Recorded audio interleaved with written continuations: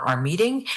We will start off with our consent item on the agenda, which is the review of the minutes. I'd entertain a motion.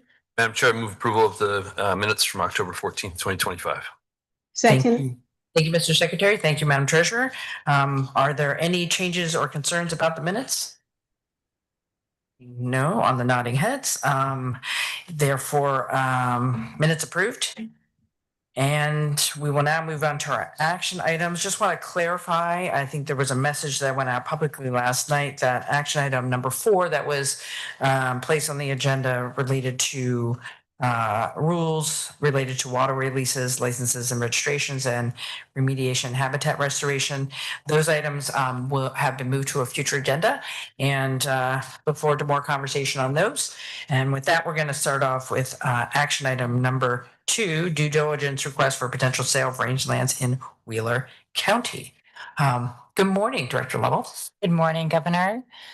Mr. Secretary, Madam Treasurer, I'd like to invite up Chris Castelli, our Deputy Director for Administration, and John Gessner, our Land Transaction Analyst, for the first item. Due diligence request for potential sale of rangelands in Wheeler County. Great. This is an action item. Thank you, Director. Good morning, Governor Kotek, Secretary Reed, Treasurer Steiner, wherever you are in the corner there. My name is Chris Castelli. I'm the Deputy Director of the Land Management Division here at the Department of State Lands, and my pronouns are he, him. And the issue before you today in item 2 is whether the State Land Board should authorize the department to initiate due diligence and inform the public about a potential sale of approximately 1,863 acres of rangeland known as Hoogie Doogie, located north of the John Day River in Wheeler County. And I just want to also mention, as the Director Lovell did, is that John Gessner, our land transaction specialist from the Real Property Group in Bend, is here today to help answer any questions. The formal legal description is in the agenda item. The map is up on the screen and also in the packet. The general authorities to contemplate this are also in the agenda item. I'm not going to read them all. The site known as Hoogie Doogie lies approximately 3.5 miles west of the community of Spray, north of the John Day River and John Day Highway. The surrounding area is largely undeveloped, with adjacent lands managed by the Bureau of Land Management and various private landowners. Surrounding land uses consist of primarily of rangeland with little to no active farming. And there is a table in your agenda item of 5 parcels that we are including in this agenda item today, with that totaling acreage. The department typically retains and leases rangeland. However, the asset management plan directs that parcels should be evaluated for sale when management is not feasible or performance is low. Regarding these 5 parcels, there is limited revenue through grazing.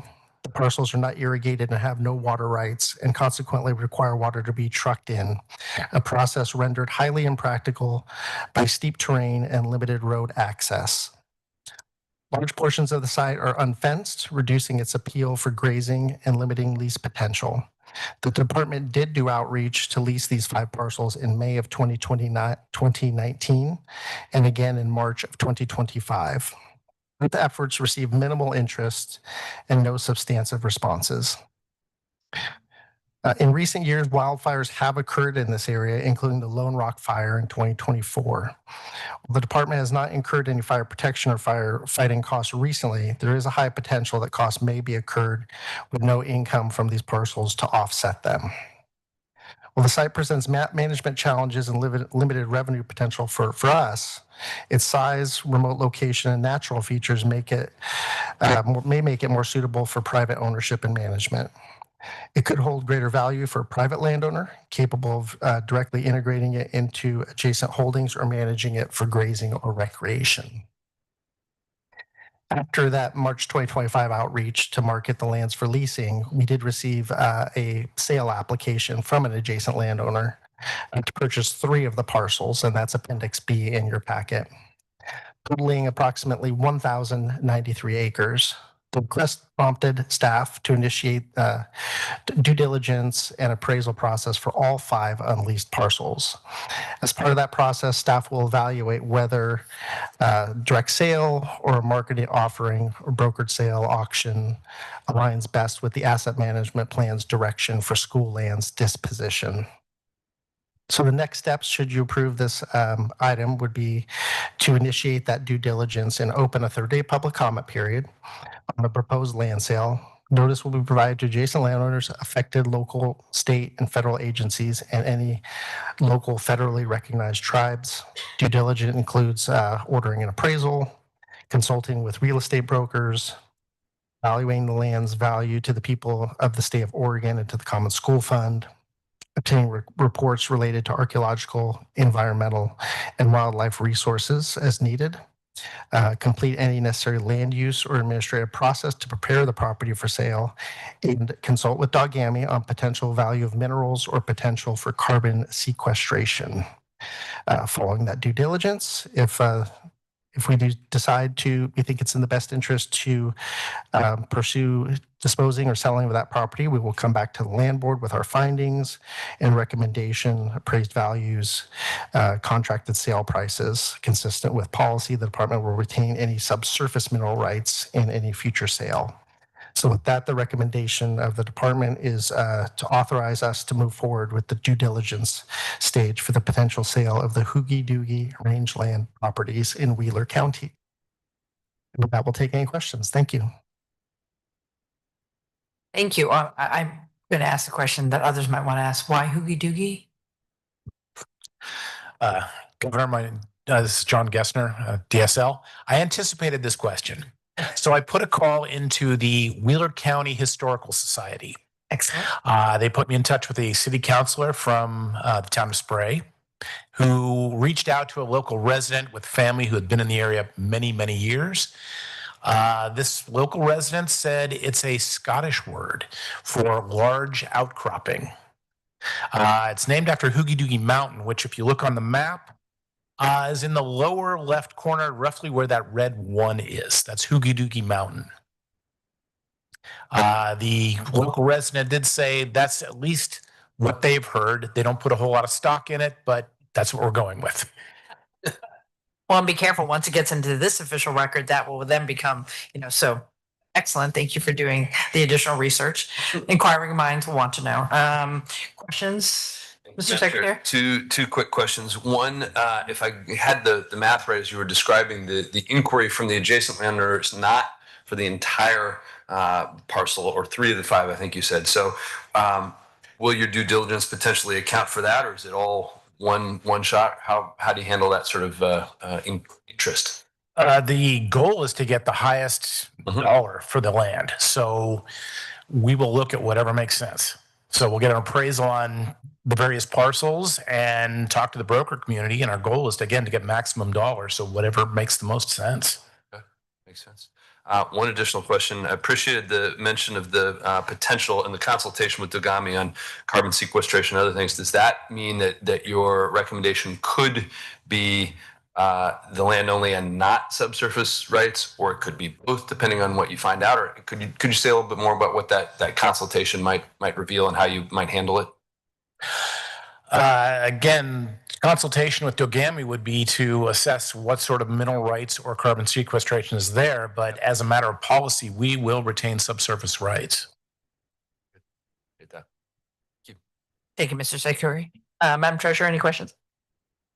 Thank you, Madam Chair. No, not specifically, but when I was meeting with Director Lovell to talk about this issue, it did bring up a much larger question that came up a little bit at a previous meeting. We were talking about the sale of some land along the gorge, which is this question of differentiating between surface and subsurface rights, especially as we move into the questions about geologic carbon sequestration.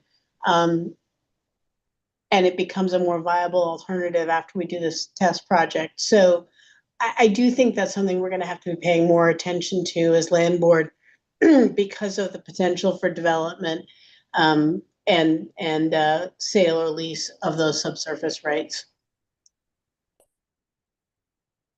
Thank you, Madam Treasurer. I would say on that issue, I do think it's important. The other factors, though, that are important too is the remoteness of this location for potential future use in that regard. And this has been unfortunately, last 2 fire seasons, a lot of fire activity, and the future risk of us maintaining it, I think has to be weighed as well. The only question I had was, we have to do with the due diligence appropriately, and we can't always manage all of the variables and how long that takes. But are there internal metrics of what your goal is to, like, can we get this done in 6 months, 9 months, 12 months? Like, what's the internal conversation? I know that's resource dependent as well, but is there a metric for the agency when these types of due diligence are done of how quickly they will be done? Can be done? Governor Kotek, I think it depends. The first part with regards to doing the public, putting it out for public review and comment and getting that kind of has that set timeline. Consulting with tribes, should they have interest in doing that, will usually come forward. When it comes to meeting with brokers, getting the appraisal, not totally sure about the timelines, if those can be 3 months, 6 months, somewhere in that ballpark. So 3 months for appraisals. I think we could have the due diligence. I don't want to commit, but John, what do you think would be a good timeline For something like this, start to finish, process is typically 12 months, give or take. Thank you. I seem to recall, having been here a little bit, some of them take 2-3 years, it seems sometimes, and that seems long. I also understand that you're asking a lot of folks to give you information, and so you can't control all the timelines. It could depend on what sort of dialogue we end up having, let's say with Dogame about maybe the subsurface has mineral, some sort of valuable minerals. Probably doesn't, but then if we get into a deeper discussion as we have other IGAs and discussions about geologic carbon sequestration, it depends on how much feedback we get and what sort of extended dialogue we have with either commenters, adjacent landowners, tribes. If we have a question about the appraisal, so it can take a little longer. It just depends on how much back and forth there is and how much interest there is in the property. Yeah, thank you. That's very helpful. I just maybe a good exercise to say, in an ideal situation, we're giving people some timelines that, like, we're trying to meet this, and then we can't because of X. So just kind of curious. So appreciate that discussion. Any other questions? So I'll entertain a motion for the item. Madam Chair, I move approval of the recommendation and the authorization of initiation of due diligence for the potential sale of the Hoogie Doogie rangeland. Thank you, Mr. Secretary. Madam Treasurer. Second. Thank you very much. We have a motion and a second. Any objections to the motion? Seeing none, motion carries. We'll move forward with due diligence. Thank you very much. The next item is also Chris's item, and I will invite Brian Cochran up, who is our real property policy specialist, to propose decertifying the Common School Fund forest lands adjacent to the South Slough Reserve. The property is known as the Winchester property down in Coos Bay. Thank you, Director. Good morning again, Governor Kotek, Secretary Reed, Treasurer Steiner. For the record, Chris Castelli, Deputy Director at the Department of State Lands. Joining us today is our real property specialist from Bend as well on the Real Property Group, Brian Cochran. They did drive over together this morning. Nice to have you both. Thank you for making it. Yes, and this is kind of a case of different parts of the division helping each other, because this is with regards to South Slough acquiring some property from the Common School Fund to add to the reserve. So the issue before you today is whether the State Land Board should approve the decertification of 80 acres of Oregon Department of Forestry managed forest lands known as the Winchester property within the Coos District to allow for acquisition of the property by the South Slough National Estuary Research Reserve, which you remember is ran by Ms. Fox. It's up on the screen and in your packets. The general authorities are listed in the agenda item. For many decades, ODF has managed and sustainably harvested many of Oregon Department of State Lands forest lands, generating revenue for the Common School Fund through timber harvests and other forest product sales. Approximately 26,170 acres of DSL forest lands are still managed by ODF, including the 80-acre Winchester uplands located on the southeast boundary of the reserve, South Slough. The reserve is a 7,000-acre site on Oregon's southern coast, which you all are familiar with, overseen by DSL and NOAA, National Oceanic and Atmospheric Administration, and managed for long-term research, education, recreation, and the protection of natural and cultural resources. ODF had previously planned timber harvests on the Winchester property. However, the discovery of marble murrelet activity and endangered species put harvest plans on hold. Since 2022, the reserve has pursued acquisition of the Winchester property. In December of 2023, the Land Board authorized due diligence and funding efforts for the transfer. Earlier in 2025, the reserve was awarded a grant from NOAA through the Bipartisan Infrastructure Law to fund the purchase and transfer of the Winchester property from the Common School Fund to the reserve. So this is essentially a decoupling of that asset. This transaction advances the department's strategic goals by generating revenue for the Common School Fund through the decoupling, supporting a thriving Oregon through habitat restoration and resilience, and expanding opportunities for research and stewardship at the reserve. As a result of this planned transfer, continued ODF management of the property is no longer necessary. The next steps for decertification is the removal of the property from ODF management. First, starting with you folks, being required by both the Land Board and the Board of Forestry. Following Land Board approval, this request will go to the Board of Forestry for final action. I do want to note that we have been working closely with ODF and the State Forest Division Chief, Mike Wilson, and his team to make sure we're coordinated in this effort. The department anticipates returning to the Land Board in late 2026 for final approval of the land sale. Work remains on mineral rights, completing a land survey, environmental analysis, and other important steps in that due diligence process. So with that, the department recommends that the Land Board approve the decertification of 80 acres of the Winchester uplands within ODF's Coos District, effective July 1st, 2026, or earlier if conditions allow. With that, we'd be happy to answer any questions. Mr. Castelli, Mr. Secretary, any questions? Thank you, Madam Chair. I think I just confused myself a little bit, and I wonder if you can clarify that the recommendation is the first step. So I guess I'm curious why we would not, if the purpose is for the acquisition by the South Slough, that's not part of the recommendation. Does that just happen after that, or what's the definition of separating those two steps? Governor Kotek, Secretary Reed, I think you already approved us to move forward with the acquisition in December of 23. Yep. We did that earlier. So this is just following up on that then. Yeah. Wait, Madam Chair. Madam Treasurer? Thank you. So now I'm confused based on the response to Mr. Secretary's question. We approved the acquisition in December of 23, and we're only now in December of 25 moving to decertify these lands. Can somebody help me understand that a little bit better? Governor Kotek, Treasurer Steiner, we applied for a grant through the Bipartisan Infrastructure Law, and we were awarded that in this year, 25. Okay, got it. So we knew so we it's been a wanted the land, but we long-term needed to have the strategic money plan. to do it. Yeah, Okay. It's been a long-term strategic plan goal of the South Slough National History Research Reserve.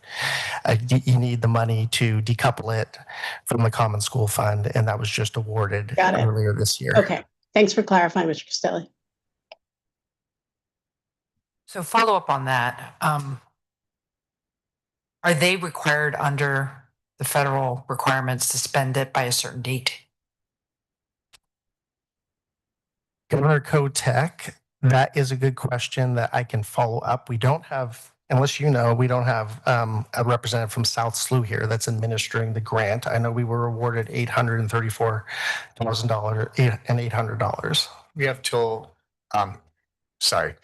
My name is Brian Cochran, Real Property Policy Specialist. The South SLU has until the end of 2028 to acquire the property, with the grant ending at the end of 2028. Thank So, you. Out of abundance of caution and the irregularity of the federal administration, the sooner they can spend that money, the better. So I just want to put that out there. My understanding from December of 23 is we authorized due diligence. We're still in due diligence. So it's going to go from here, if we approve it, to the Board of Forestry for their approval, then back to us for final. Yes. Okay. Again, time, don't want that money to go away. We need to be able to do this if we think it's a good idea. Just a question. Is the requirement for approval from the Board of Forestry a constitutional issue or a statutory issue? Because this is common school fund land managed by ODF, but why do we have to go to ODF?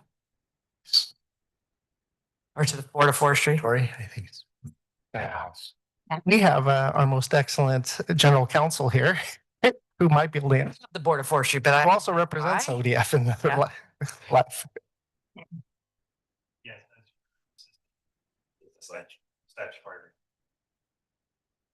I don't know if they heard Was that. that all with Sorry, my those of phone off? us online can't hear that.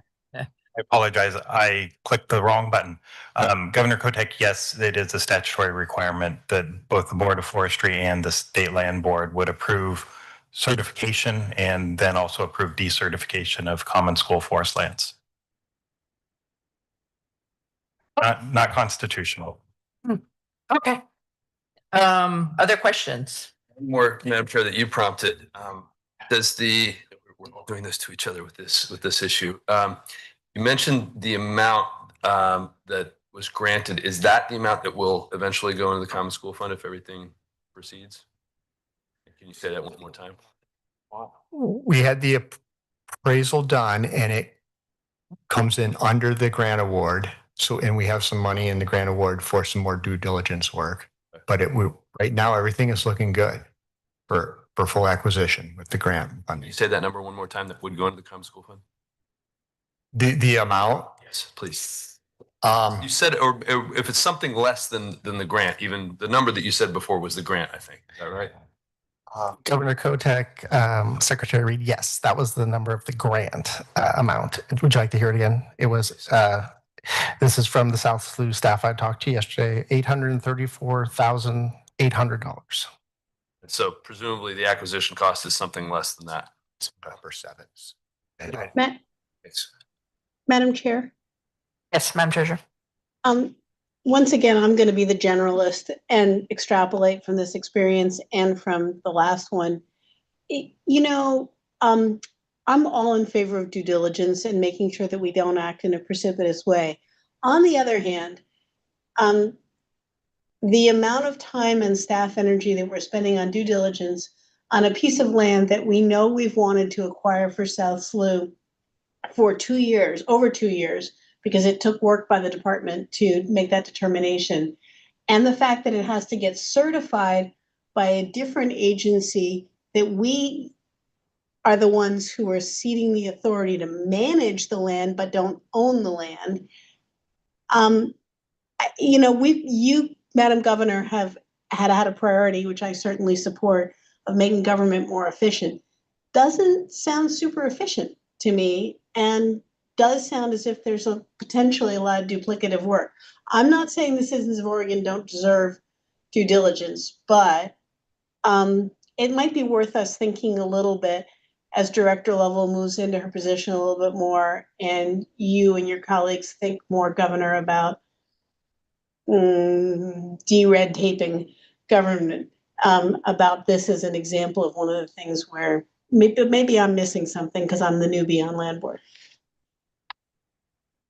Thank you, Madam Treasurer.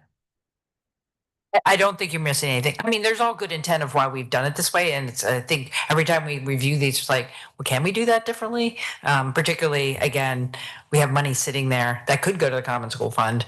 And I don't want it snatched away. So, all reason to move with expeditiously. So Yeah, thank you. Yeah, Governor Kotek, Treasurer Steiner, I appreciate your question. I really tried not to answer the very good questions about efficiency and streamlining, and I really tried not to answer when, especially when your decertification questions, like, because this is how we've always done it. But yeah, there's things we could look at. Well, I think one of the things we can do Thank you. from our office, you're welcome, and thank you for entertaining the questions. We can make sure that it also gets in front of the Board of Forestry as fast as it can too. So, because sometimes things can get dropped. So we'll follow up with that, assuming we approve the action items. So with that, any other questions? Yes, given that question, there is one more. It says effective July 1st, 2026. So if we can move, does that recommendation mean that we couldn't move faster? That's 7 months from now.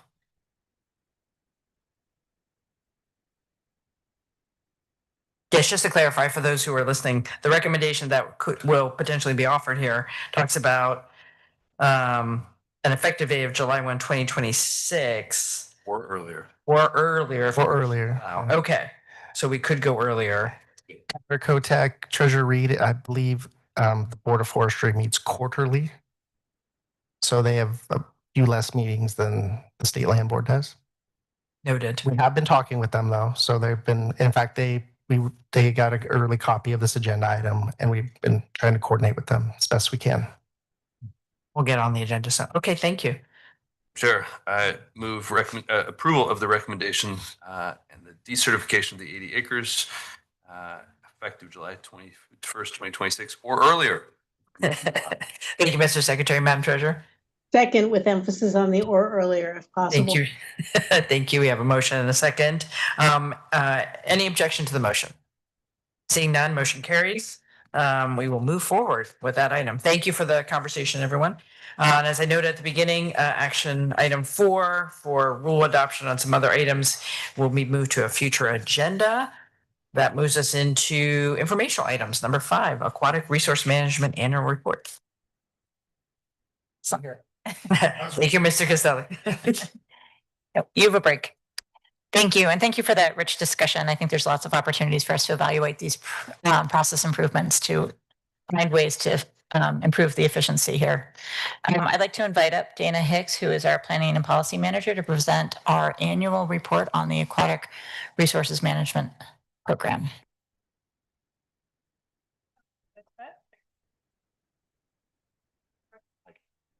Dana, there we go. Sorry, let me start over. Good morning, Governor Kotek, Secretary Reed, and Treasurer Steiner.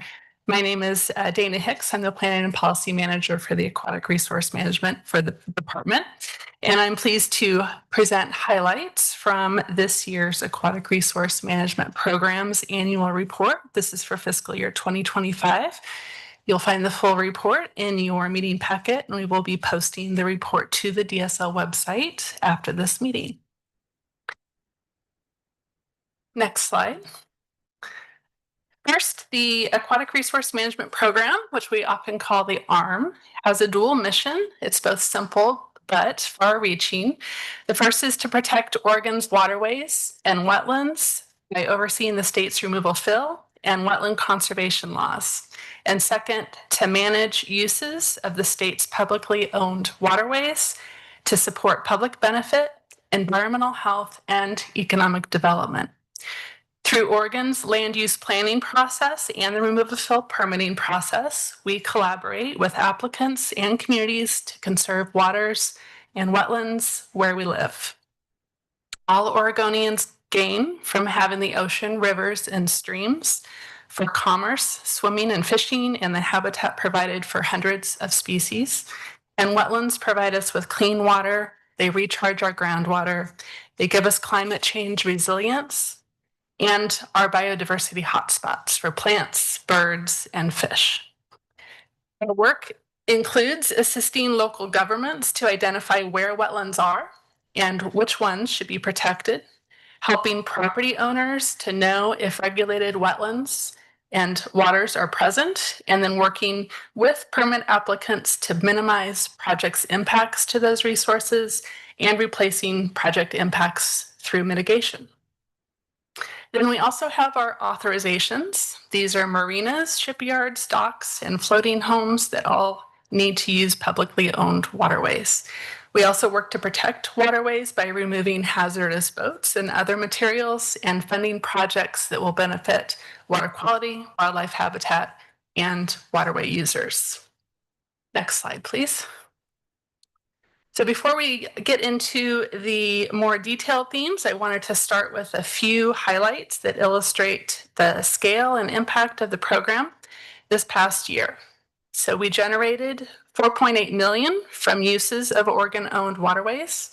We invested nearly 3 million to remove hazardous, abandoned, and derelict vessels, protecting water quality and reducing public safety risks. We oversaw 25 wetland and stream projects and received $435,000 through mitigation credit payments to compensate for wetland and stream losses that were permitted. And we reached over 1,800 attendees through presentations and trainings. And we awarded $200,000 in grants called our Submerged Lands Enhancement Fund grants to improve waterway access, habitat, and user safety.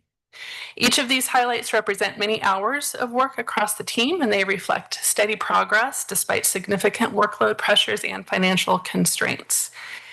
These are in addition to our day-to-day work that are detailed in the appendices of the report, including issuing and monitoring removal fill permits across the state, as you see on the slide.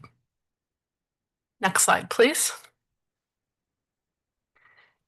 One of the most important responsibilities that we have as a department is ensuring that the Common School Fund is used appropriately and sustainably. And when program fees don't fully recover the cost of delivering the services, the fund must make up the difference. And today, the biggest gap occurs in the removal fill program. Over the last 5 years, the permit and delineation fees covered 21% of program costs. And that means we rely on an average of 2.8 million each year from the Common School Fund to sustain core functions. So as part of protecting school funding, we've completed several major initiatives. First, a new removal fill fee structure is going to take effect January 1st.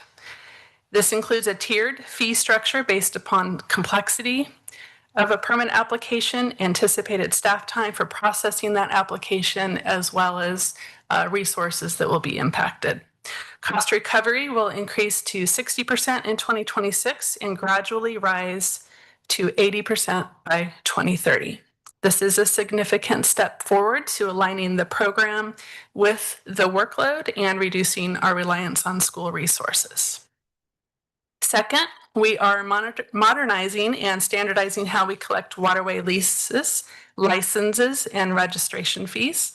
These updated rules, which we anticipate taking effect July 1st, 2026, and you'll hear more about at your next meeting, will better cover administrative costs and create a fair, predictable, and consistent method for calculating lease compensation rates, and will help ensure that state-owned waterway users provide appropriate returns to Oregonians through the school fund. Third, through Senate Bill 793, we are working to update the fee structure for undersea infrastructure easements in the territorial sea through rulemaking that will begin in January 2026. These long-term easements represent substantial uses of state lands, and aligning the fees with the real value of these uses will strengthen our long-term revenue potential. Together, these steps significantly reduce the program's dependency on the Common School Fund and ensure K-12 schools continue to receive stable, reliable support. Next slide, please. The second major takeaway in the report is protecting the health and safety of Oregon's waters. Abandoned and derelict vessels, also known as ADVs, are among the most serious and persistent threats we face.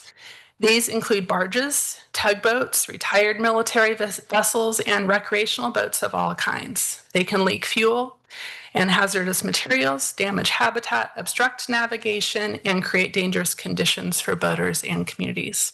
This year, we made substantial progress in removing 20 vessels that ranged in size from 10 feet to 140 feet long. We cleared 765 tons of material from Oregon waterways, and we invested nearly $3 million to address these hazards. Next slide. One of the most, sorry, you can go back, Ted. One of the most visible successes was the removal of the 100-foot dredge Herb Anderson that had been deteriorating in the Columbia River for more than 2 decades. From towing to dry dock to final deconstruction, the project took months of careful planning and strong partnerships across agencies. And this photo is of the vessels peeling lead and PCB contaminated paint, and that really drives home the importance of this work for the health of our waterways. Despite these successes, the ADV problem remains significant. We face 3 key challenges. The first is preventing new abandoned vessels from entering our waterways. The second is maintaining an efficient and consistent process for seizure and deconstruction. And third, securing a stable long-term funding source for the program. To address these challenges, a few things we're doing is partnering with the Oregon Public Ports Association using a $1 million grant to support proactive removals. We're also implementing Senate Bill 795 to streamline the seizure process and redefine marine debris to include severely derelict vessels. And we're participating in national efforts to track, map, and coordinate ADV response. Our priorities remain protecting water quality, improving habitat, and ensuring safe navigation across Oregon's waterways. Now, next slide.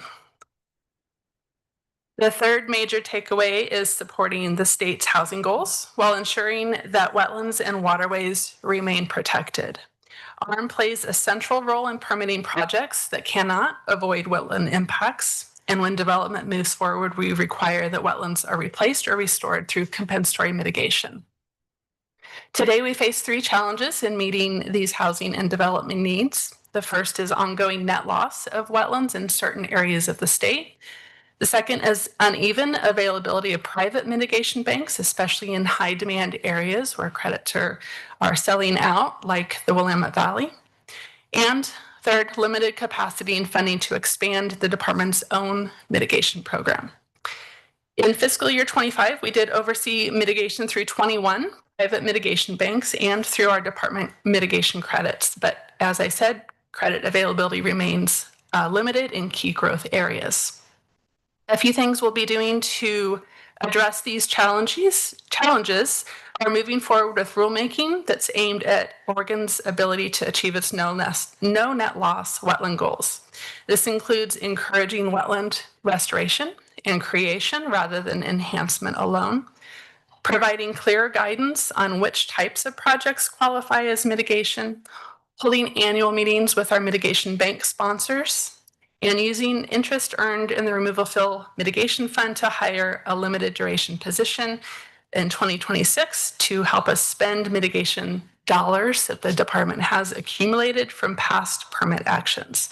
These payments of in lieu fee dollars can go to fund projects like Hedges Marsh, shown here, that replace functions and values that were lost due to wetlands impacted elsewhere.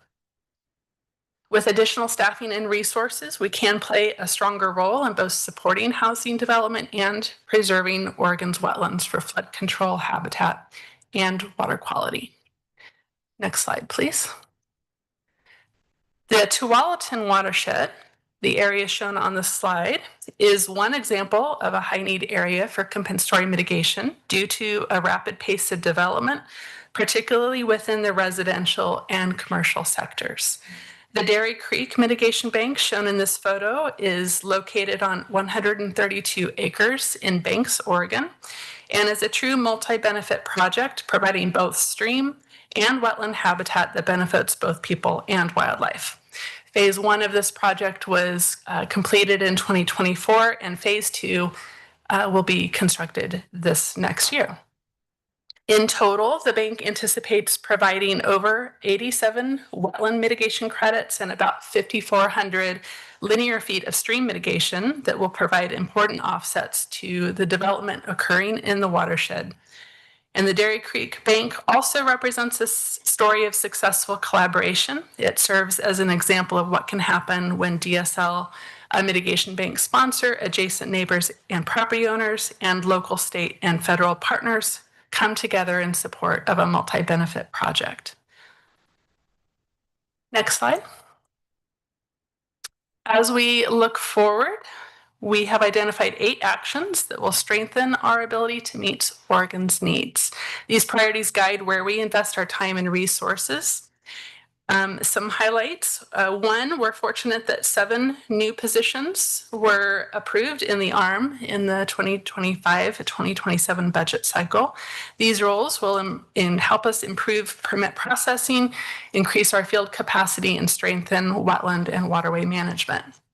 It does take time to hire and train these new staff, but we do look forward to the benefits that they will be providing to those services. 2, we're analyzing why general authorization notices declined in fiscal year 2025. These notices are for pre-approved activities that have small negative impacts on wetlands and waterways, or that are for beneficial projects and are an important streamlining tool for both the department and for our customers. We updated those rules in 2024, so we're going to continue to track the numbers and work with our sister agency, Oregon Department of Fish and Wildlife, due to some changes that we included in those rules to see if the decline is just temporary and we'll catch up, or we need to adjust processes and provide more guidance. Third, as mentioned earlier, we're updating fees and compensation for undersea infrastructure easements in the Territorial Sea. We look forward to a rulemaking advisory committee starting in January, and we look forward to bringing those recommended rules to the Land Board in late 2026. There are 4 actions we included to support mitigation opportunities under the Removal Fill Permitting Program. First, we want to remove barriers for tribal participation. We are already adjusting long-term protection requirements for mitigation sites in our current rulemaking to ensure that tribes have the same options available as we give to public entities, and we are expanding our engagement with tribes to understand any additional needs and what opportunities there may be to get more tribal participation. We want to promote mitigation partnerships by working more closely with local governments, federal partners, mitigation bank sponsors, and others to expand options in high demand regions. We also want to establish a mitigation forum to create a formal space for coordination, joint funding opportunities, and improved data sharing. We currently have 3 mitigation staff that serve statewide, and in order to expand our mitigation work in a meaningful way, we do need additional mitigation resources. So we are considering options for expanding capacity, including increasing administrative fees when the department accepts a mitigation payment, and accepts that obligation to provide mitigation through our in lieu fee programs.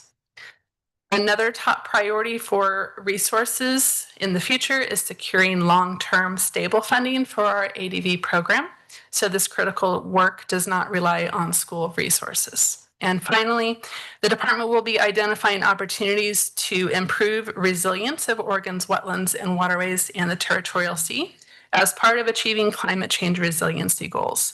A couple of ways we're doing this, as mentioned before, our emphasis on wetland restoration and creation will increase the acreage of carbon sequestering wetlands across Oregon. DSL is also exploring the use of DSL managed lands for mitigation. And this positions DSL to direct more climate resilient strategies on its land while also addressing housing and other development bottlenecks. Next slide, please. So many more details about the ARM program's work are again in the full report. And I'd like to end just by recognizing the entire program team, including just our whole department that supports the team. They do really an outstanding job of providing good customer service. It's very important to them, as is protecting wetlands and waterways for the benefit of all Oregonians. And as always, we appreciate the Land Board's support. So thank you for your time, and happy to try to answer any questions that you have.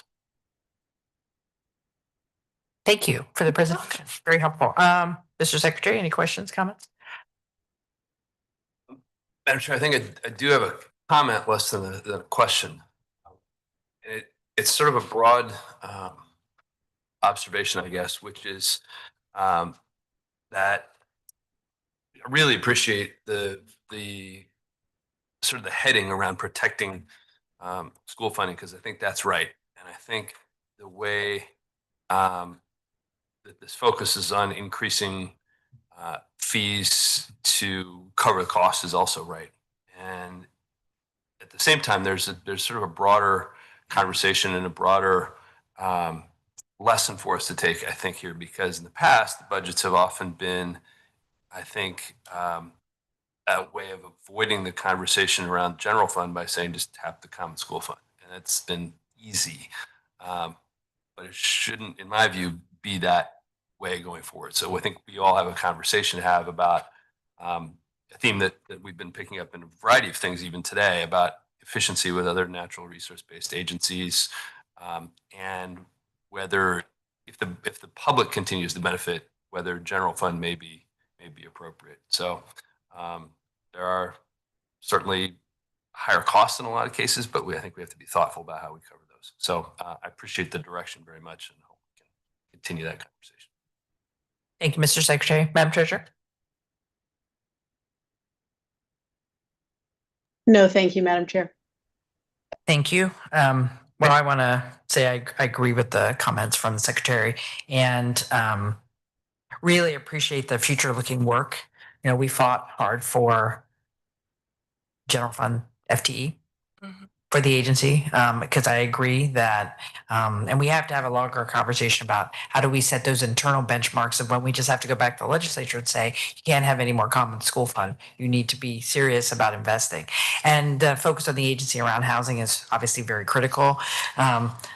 Just for my team, I have more intriguing questions about mitigation banks. So we'll have to follow up on that. Because I do hear a lot from folks who like, we have these banks, but they're at capacity and then we can't get things built. And, you know, what is the appropriate pathway based on potential wetlands in a plot of land, and how do we move quicker? So lots of good work to go there. So just really appreciate all the hard work. I know it's a very small but mighty team. So thank you for the work. You're very welcome. Thanks. Appreciate that. With that, we'll move on to the next informational item. Elliott State Research Forest. And before we move on, I just want to thank you for those comments. I am very excited about the mitigation components of the EO 2526 on climate, and look forward to really working closely with your staff. Already started those conversations about exploring all the many innovative ways that we can expand the mitigation options. I also want to just do a shout out to the prescient leaders of Oregon. These land protection rules were actually presented to Oregonians in the 1960s, long before the Clean Water Act, long before the federal government had expressed a concern in protecting these resources. And we're really realizing not only the value in their forethought, but even more so today, the value of these wetlands in helping us address climate change. These wetlands and nature-based solutions are estimated to reduce carbon out of the atmosphere by over 30% of our carbon goals to get to the climate Paris Accord requirements of 1.5 degrees Celsius. So these are really critical features that we need to be protecting for the future. So in addition to protecting the Common School Fund, I think we're really protecting future children and the future inhabitants of Oregon. So thank you. And Director, I couldn't agree more. In fact, I was glad to see that, there has been some money accumulated in the banks, and the sooner we can grant those out, I think is important. And I think the restoration piece is incredibly important under the EO. So all heading in the right direction. So appreciate it. Forward to it. Okay. I would like to bring Chris Castelli back up and invite Darren Gooding, who is our Elliott State Forest Manager, up to the table as well. My talking points. I actually have a little bit of a prologue here. I also want to invite, who is online, Keith Timchuk, who is the outgoing chair of the Elliott Board of Directors and longtime leader on these Elliott conversations. This is the Land Board's final meeting of 2025, so it feels appropriate to reflect back on this last year. Just 10 months ago, I sat before you at this very table to be appointed to the Elliott State Forest Research Board. 10 months. It's been quite a year. At that meeting, We did not have an approved habitat conservation plan. We did not have an operations plan. We had a hot off the press forest management plan, and we had just hired the first few staff who were barely as tenured as I was at that meeting. What a difference we are today. We have a federally approved HCP, our Endangered Species Act permits. That FMP was adopted into rule.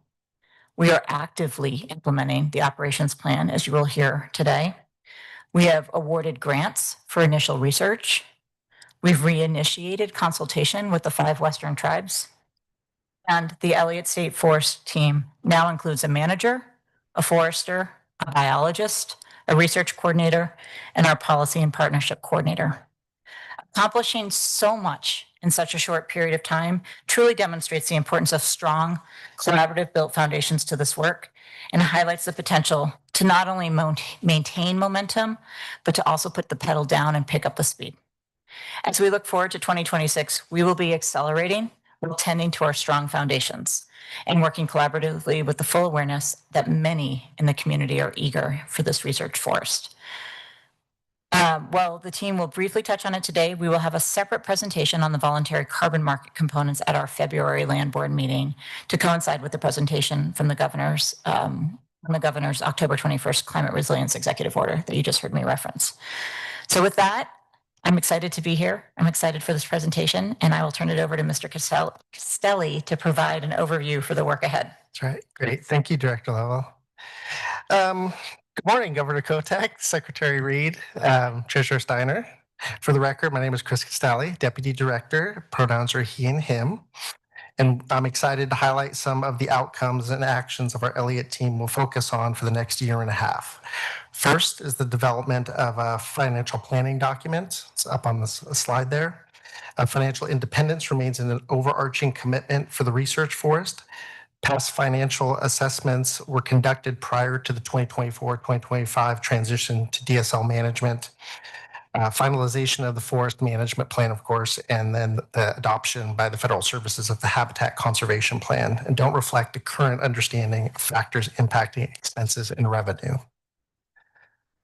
The in-progress document is anticipated to establish self-sufficiency principles, examine known revenue sources under updated assumptions, as well as additional viable revenue sources, and project low, medium, and high scenarios and revenue timing relevant to the forest transition from a startup to longer-term self-sustainability. We're targeting completion of this document for April of 2026 to align with the state budget process timelines.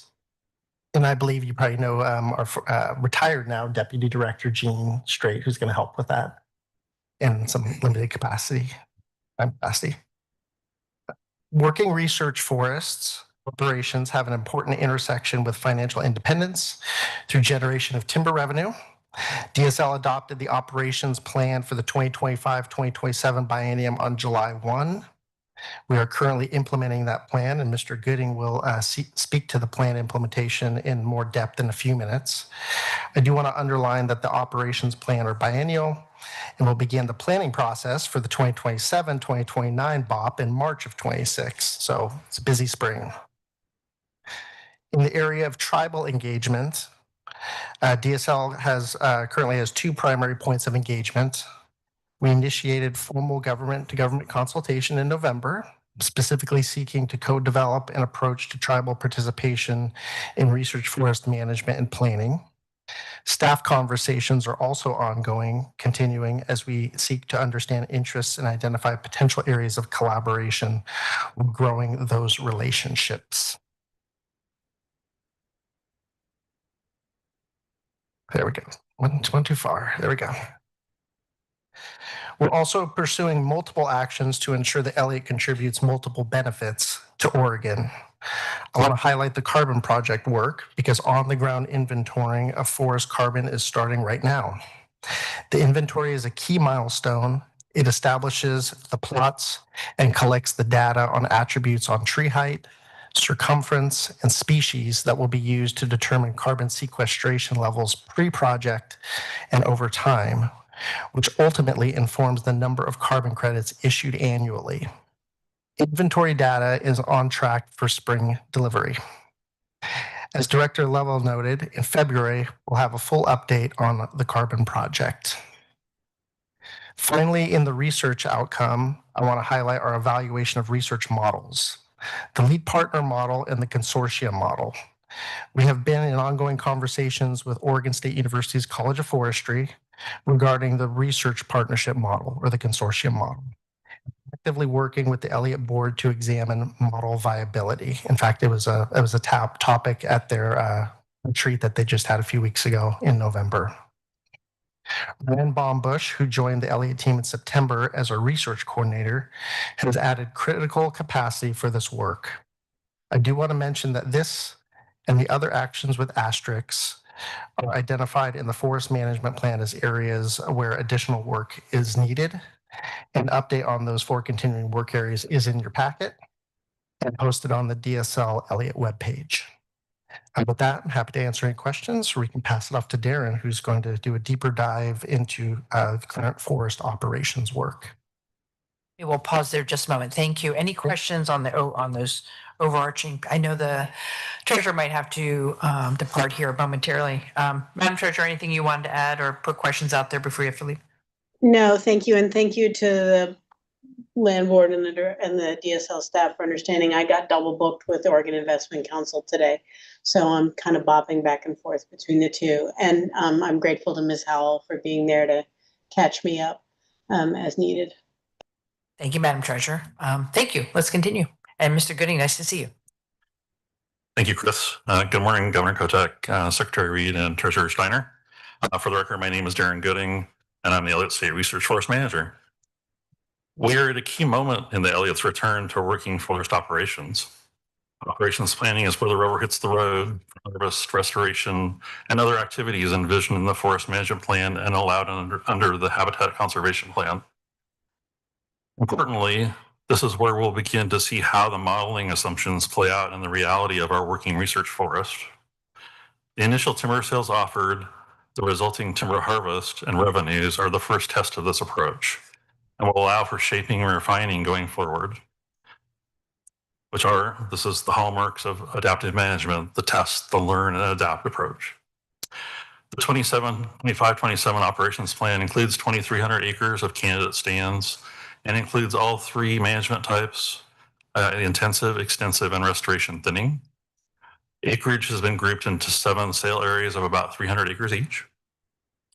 4 of those sale areas are anticipated to be advertised and offered for sale in calendar year 2026.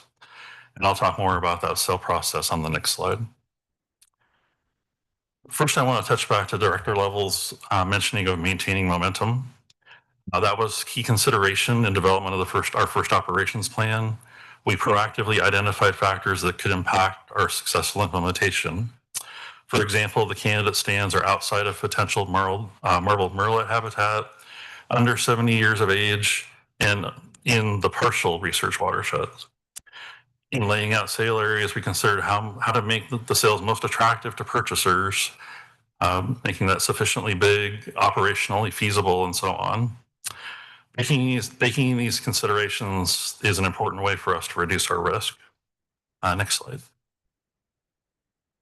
So now I'm going to walk through kind of the high level timber sale process and align the broad stroke process with our first 4 timber sales. Step 1 is pre-sale. This 3-month period is where we're at currently with the first Elliott sale, indicated with the star, which is targeted to be advertised in March of 2026. This step includes simultaneous in-office work and in-forest work, both in-office appraisal, analysis, mapping, and contract package development work, and in-forest sale layout, of each of the 300-acre sale areas. The layout includes boundary marking of stands near habitat and resource protections, and other work that provides essential assurances to DSL and purchasers. The contracted work happening now is laying out 1,600 acres, including 50 miles of boundary marking and 500 acres of individual tree marking on the Elliott's challenging terrain. The second step is offering and contracting the sales.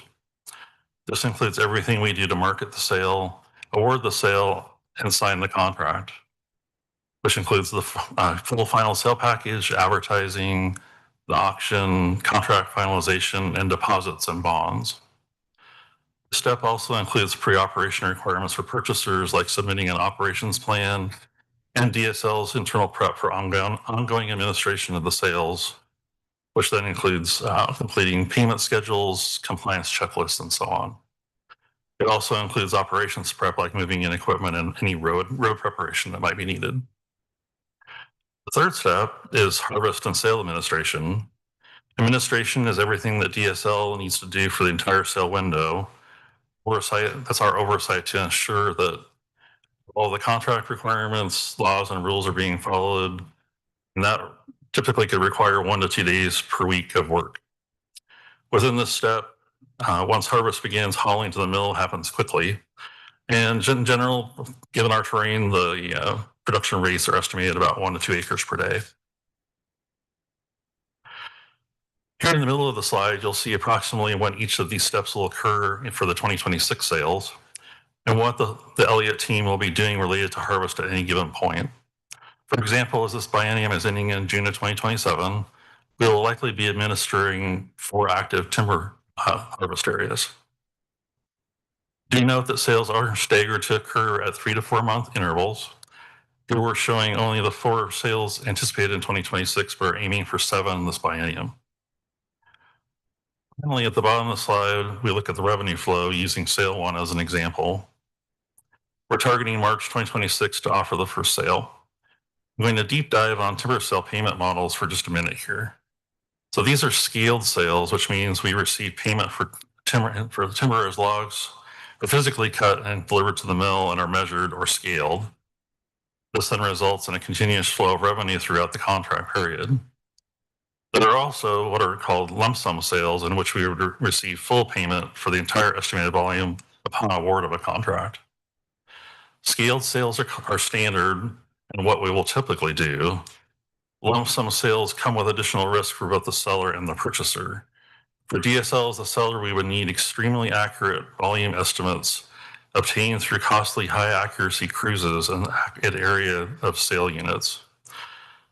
Sellers have to get the volume right because purchasers can take legal action when the volume estimate is wrong. Upfront payment also means the purchaser are taking a risk by offering a price not knowing what the market will actually be at the time they harvest. They may bid less to account for that, which also affects us as the seller.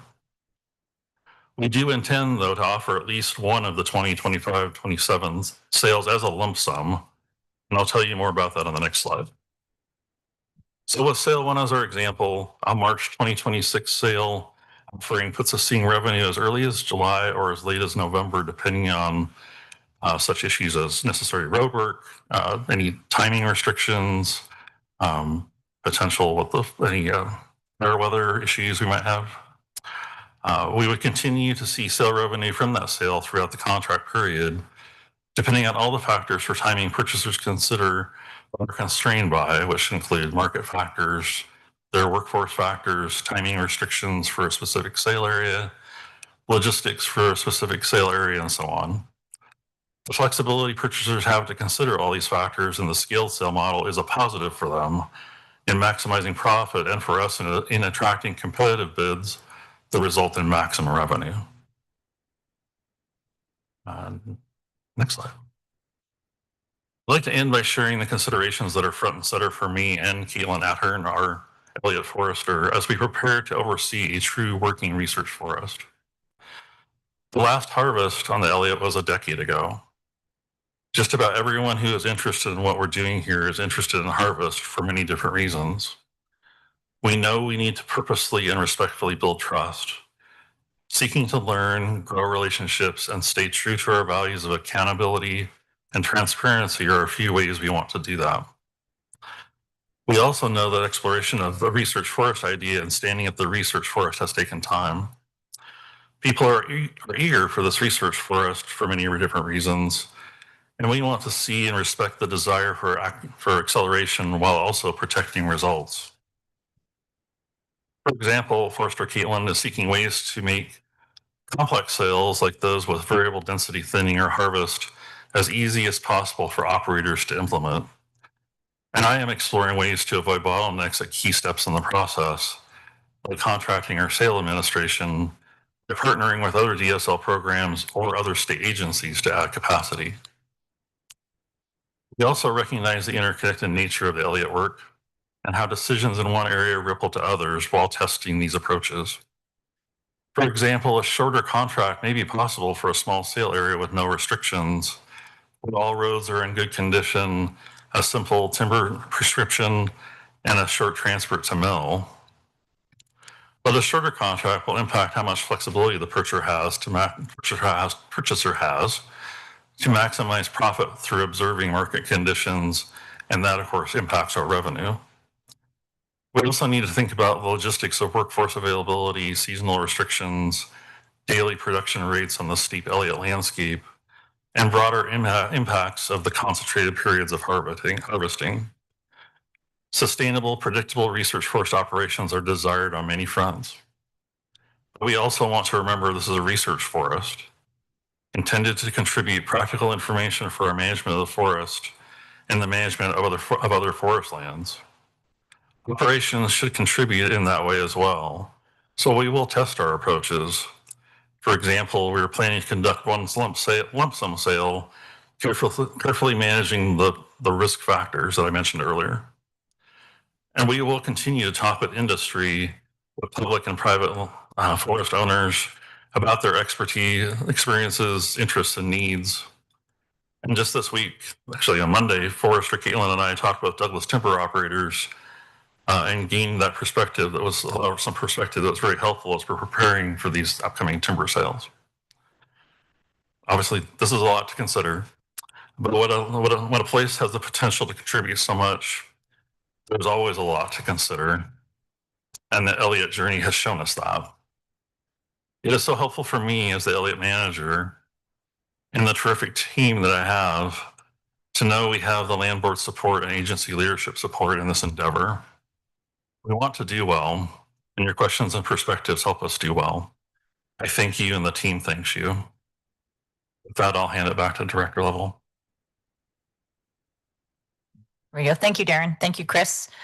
Returning to harvest after a decade is no small thing, and standing up a research force that contributes in so many ways is also no small thing. Governor, we've planned to end this item with reflections from Keith Timchuk, who's ending his term as the first chair of the Elliott State Forest Research Board of Directors. We're happy to hear questions first or hear from his perspective. Which would you like to go first? Mr. Timchuk can go first.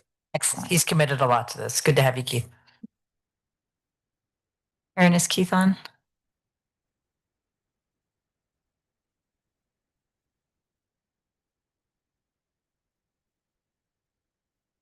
There, how's that? We can hear you. Thank you. Hear you Keith. now. Okay, thank you. And Governor Kotek, Secretary Reed, and Treasurer Steiner, once again, it is a great pleasure to sit before you, albeit electronically, and present to the land board. And I have to say, there's one advantage of sitting here electronically is that I can sit here in my golf shorts and my collared or my button-down shirt and sports jacket because nobody can tell the difference. And thank you for allowing the Elliott staff, the management board, and me the time. And I'd like to point out that that Darren and Director Lovell and Chris have mentioned many of the points that I'm going to mention as well. And I think you'll understand why. Almost 8 years ago, we started this process, and the land board has traveled our long and winding road with us every step of the way. So I know you know how important the milestones that we mentioned today more than once really are. And I think that's why they deserve to be mentioned more than once. 2025 was a big year for us Elliott types, as we saw both our habitat conservation plan and forest management plan approved. Both were incredibly significant milestones. We also now have in place our biennial operations plan that lays out specific operations, which Darren spoke of. And of course, we've reinitiated our tribal outreach. Things, it seems, in 2025 have been hopping on the Elliott. Of course, this year, the Elliott and the state of Oregon lost a terrific steward and advocate when DSL director Vicki Walker retired.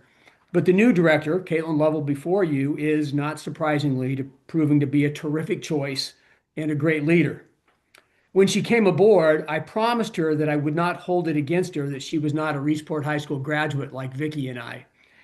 She assured me that she was appreciative of my open-mindedness. In 2025, the Elliott at long last began to operate like a real research forest. Excellent staff members have been hired, including Darren Gooding as forest manager, and 3 research projects, as you've heard, have been approved and initiated, mostly involving riparian habitat. We're still figuring out how best to proceed with our research partners. Darren mentioned this.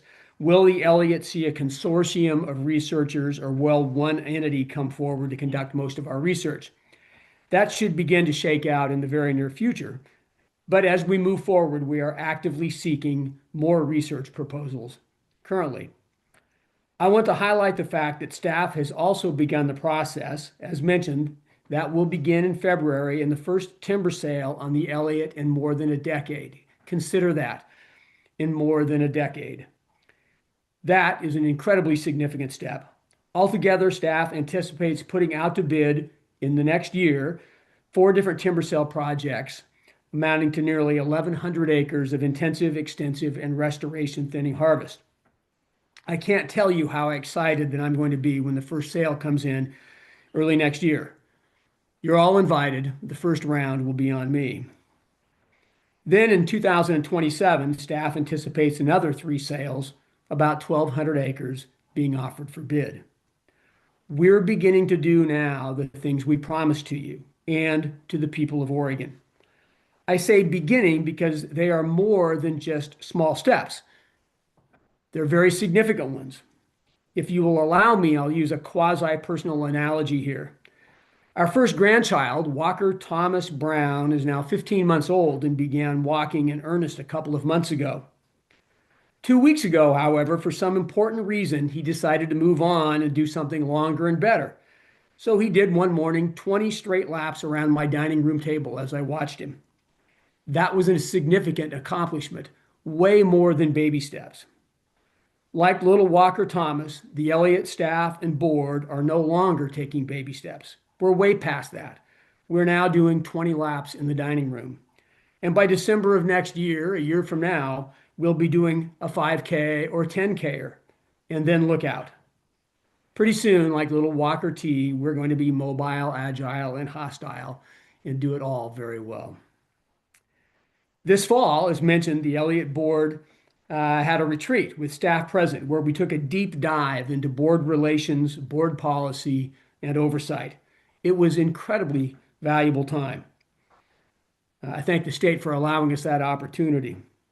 And I think it was very, very valuable for many of our newest members and all of us to get a chance to know one another and to figure out and to see how productively we're going to work together. I think I speak for all the board when I say that we look forward to rolling up our sleeves and figuring out all the things fiscal and operational and handling that we have before us and handling the hiccups where and when they come. This is going to be tough work, we know. But we also know that as we've long promised, we're beginning to see the Elliott flourish. And before I call it a morning, I want to take one moment here and make a mention that Melissa Cribbins, my vice chair for the past year, has chosen to step away from the Elliott for family reasons. She will be genuinely and deeply missed. Along with board member Mike Kennedy and me, she was the last of the original advisory board members to still be working on the forest. Nearly 8 years she committed to this project. She has been a most important part, a most critical part in getting us through the hard years and to this point, down that long and winding road.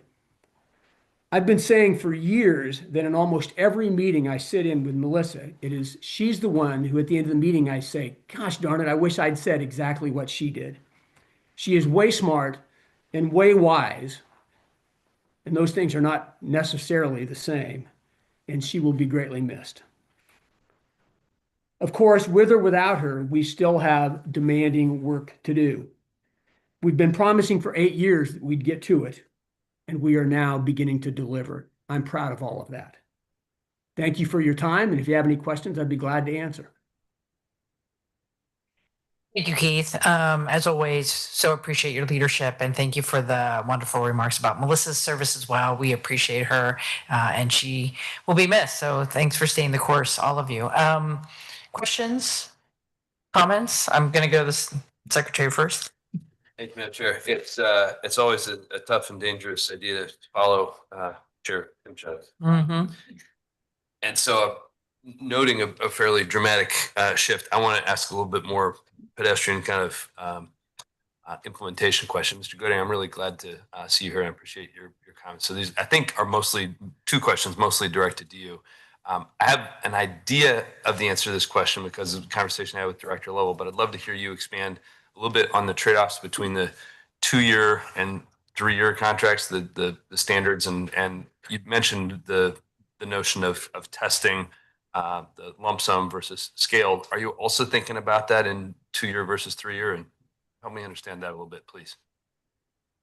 Well, I think we're at this point, we are in that testing mode. And so, but we did actually, I can address this a little bit from my conversations with Douglas Timber Operators as an example from our conversation on Monday. I particularly posed that question about what would make a shorter time frame potentially of interest to or palatable to an operator or purchaser. And that really requires would require really 100% if you did, like, for example, a 12-month, if you want to sort of even sort of a 12-month, maybe 2 or 2-year, you would have to, what you'd have to have is the number of operational days available during that year, then of course impacts that. And I kind of spoke to some of those issues that we have on the Elliott that would affect that. For obviously we still have timing restrictions because of spotted owl and marbled murrelet restrictions that we still have to work around even with HCP. Fire season, because we never know what precaution level we'll go to and when operations might have to have shorter days or not operate at all during fire season. And so any of those the shorter you make that, the more constrained that you make that for an operator or for a purchaser, of course that is impacted by they look at that from their financial standpoint. It's all like about economics. Look at that about whether or not that's they want to take, because then that's also less time for them to look and see what the market's going to do and what they're actually going to get for timber when they take it to the mill versus what they're going to pay us on a contract. That prompts maybe a sort of naive question. Is there such a thing as a contract that accounts for those kinds of disruptions that would be extended based on whether there were obstacles that resulted from fire or something, that where if you started at 2 years and were able to extend it? That I would have to look into that a little bit more. I'd have to kind of plead my ignorance a bit on coming from the federal government, coming from the Forest Service, and now looking at using state contracts a little bit different than I'm used to for our. So I could look into that and can answer that question, but not prepared. Okay. So that also is a pretty good segue to the second question, which is really something you also mentioned in your opening comments, is thinking about once a contract is approved. Actually, I guess this question could apply at any point in that process. What are the other things that we can be doing, whether it's DSL or related agencies, that reduce the potential bottlenecks and obstacles that slow things down? You know, from the moment that wherever you pick the contract is approved or the operator is selected, or from that point to when harvest operations are actually happening. I think you sort of alluded to that in your comments, but you could spell that out a little bit more. I'd appreciate it. Yeah, so we've been having some internal conversations and for gearing up internally with DSL for business, for our support services here to get stepped up ready for the increase in workload here, and then also the discussing with some other state agencies about potential capacity, including ODF.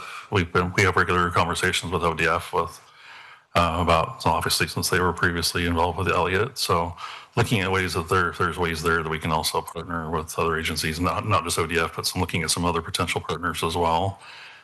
just trying to maximize, because we are, as you all know, we're a very lean, we intend to start off intentionally lean as a lean operation, also relying on contracting to do like we're doing now for the layout work, but also I'm looking at any other opportunities of where we can partner and make use of other, not reinvent the wheel, and take advantage of partnering with other agencies that have capacity and resources that can be helpful in getting work done on the Elliott.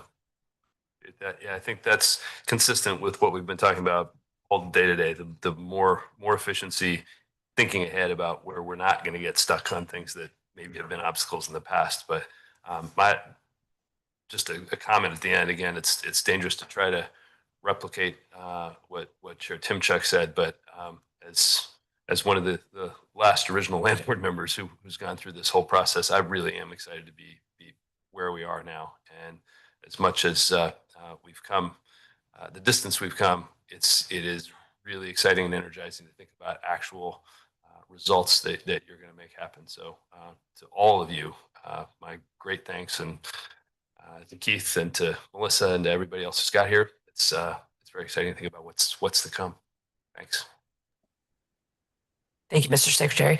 Well, first, I'll also echo the appreciation, the detailed presentation, the hard work, the accomplishments over this calendar year.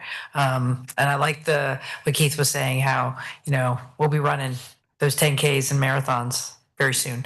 And this is a complex environment. We have multiple goals here that we're trying to achieve.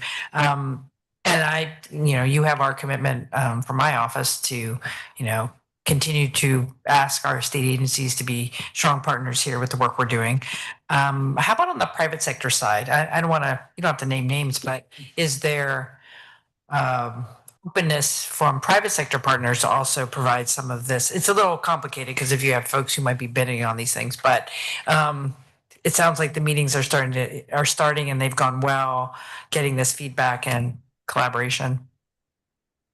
Thank you for the question, Governor Kotek. Yes, that's correct. And so, as the example I mentioned with Douglas Timber Operators as an example of an industry group that we met with on Monday, and this is actually the second time we met with them, actually, to kind of bring them along with us as we were getting ready to do operations, because kind of picking from what I used to do with the Forest Service, we would have regular meetings at least quarterly with industry to come out and partner. And so I'm hoping to maybe mirror some of that here to have those same conversations, because it is a bit of a fine line, because they're also going to be bidding on our product, but it is very helpful though for them to see what we have in mind. Yes. And listen to the advice that they have, because I know from my previous experience that it's often useful for that they're looking at things from a different perspective, even though we have experienced foresters and layout people that know how to do timber sales, but sometimes it's nice to have that real life, actually, purchasers and operators that are having to implement that on the ground that are bringing up things that like, oh, we hadn't maybe thought about it quite that way, that may suggest that, well, if you tweak this a little bit, that would make this a whole lot easier for us, and we would be much more willing to put in a bid. And that's certainly something we want to be aware of. I would encourage that, regular check-ins on the industry collaboration only makes sense, right? We don't want to be seen as having all the answers, because we don't. And, the goal is potentially, we need to have sales. It might be hard to do. And if you have a rough estimate, I'll take it. You got 7 sales next couple of years. Any kind of projected estimate on board feet? Because that is part of, the long-term commitments we've made. The board foot estimate thank you, Governor Kotek, for the question again. And that was I remember the exact number. My number in my head is 33.1 million board feet is the total for the biennium of all the 7 sales. Is about 33.1 is what the figure was. Okay. So. Thank you. Because other folks will think in that manner, and they're looking for some assurances there. So it's helpful, knowing that there are a lot of variables. Let's stay that up front. Thank you. Any other questions, comments? Governor, if I could just add an answer to your question about talking to the private sector. We also have 3 timber representatives on the Elliott State Forest Board. We have one who represents a mill, and we have two actual timber owners, Peter Hayes and Dr. Ken Carloni, and Peyton Smith is associated with the mill side. So we're really trying to make sure that we have that voice as we are developing the operations plan and providing that advice and guidance to staff as we get into this, and they'll be providing that accountability and oversight too as these timber sales go out. That's great. Thank you for the reminder of that. That's very helpful. Well, lots of good work. Look forward to the discussion we'll be having in February on the carbon market side. Yes, we'll be doing a deeper dive on all things carbon in February. Okay. Thank you very much. Really appreciate you all being here. Thank you, guys.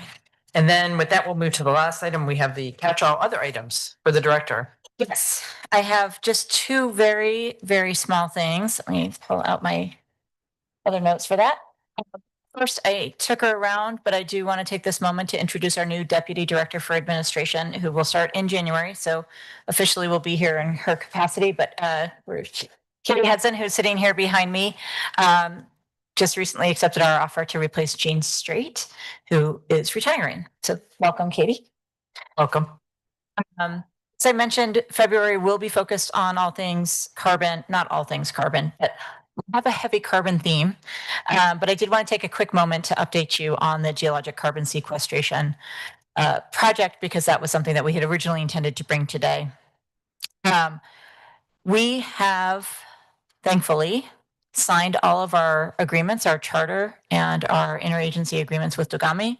We've stood up an internal team. And we are getting these key advanced efforts going, including the gathering and analysis of data from the information while engaging with communities and examining our regulatory pathways. So we're very excited. I think February will be able to bring a lot of great detail. Tribal engagement is also a focus. We have officially partnered with LCIS to do an informational presentation at the Natural Resources Cluster. The next meeting is actually in January, I believe, January or February. And we'll continue to seek ways to engage with all 9 tribes on this effort. And then as we become more refined in our selection process, we will move towards a heightened level of consultation on a different site.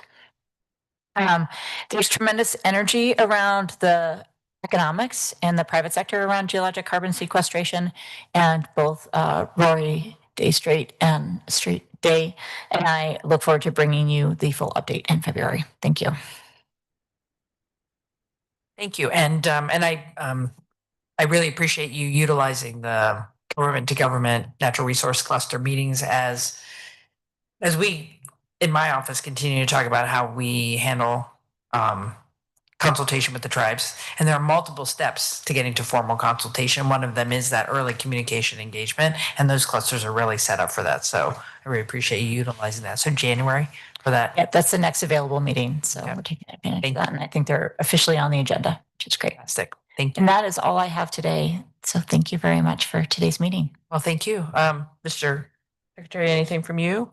I think the treasurer was not able to come back. So No, I did come back. There you are. Governor. Hello.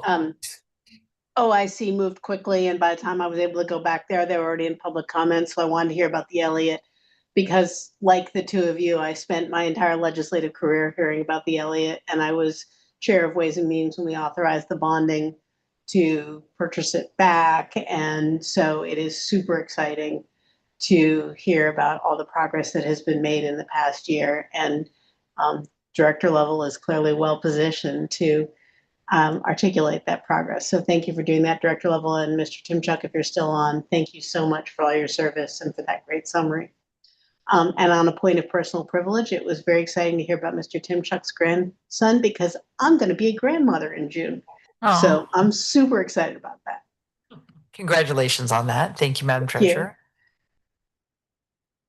Well, I think that brings us to the conclusion of the meeting. Our next land board meeting is in February. So I hope everyone has a safe and restful holiday season. And thank you to all the team at DSL. And with that, meeting is adjourned. We'll see you in February.